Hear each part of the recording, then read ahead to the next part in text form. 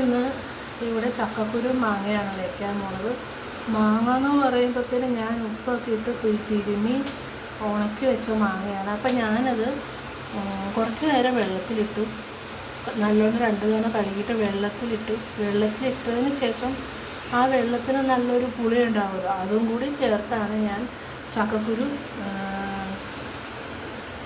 വേവിക്കാൻ വെച്ചത്. ഉപ്പിട്ട് വേവിക്കാൻ വെച്ചതിന് ശേഷം ഞാൻ കുറച്ചത് ഇത്രയും ഉണക്കച്ചെമ്മീൻ എടുത്ത് കഴുകി തലയൊക്കെ കളഞ്ഞിട്ട് എണ്ണയിലിട്ട് നല്ലോണം വറുത്ത് നല്ല ഒടിയണ രീതിയിൽ ഉണ്ടാകും, ഇതേപോലെ ഒടിയണ രീതിയിലാക്കി വെച്ച് അതിന് ശേഷം കടുകൊക്കെ പൊട്ടിക്കാനായിട്ട് വെച്ചേക്കുവാണ്.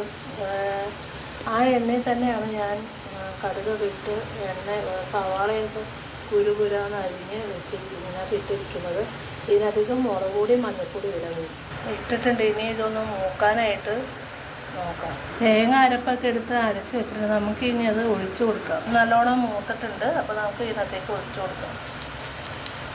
ഇതൊന്ന് ചെറുതായിട്ട് തിളയ്ക്കുന്ന നേരം കൊണ്ട് ഇതൊന്ന് ചെറുതായിട്ട് ചതച്ച് കൊടുക്കാം. കാരണം എന്നാന്ന് വെച്ച് കഴിഞ്ഞാൽ ഈ ഉണക്കച്ചെമ്മീൻ്റെ ഒരു കുത്തുണ്ടല്ലോ, അത് ആ ചാറിലേക്ക് വരാൻ വേണ്ടി നമുക്കപ്പോൾ ഇത് ഒന്ന് ചതച്ച് കൊടുക്കാം.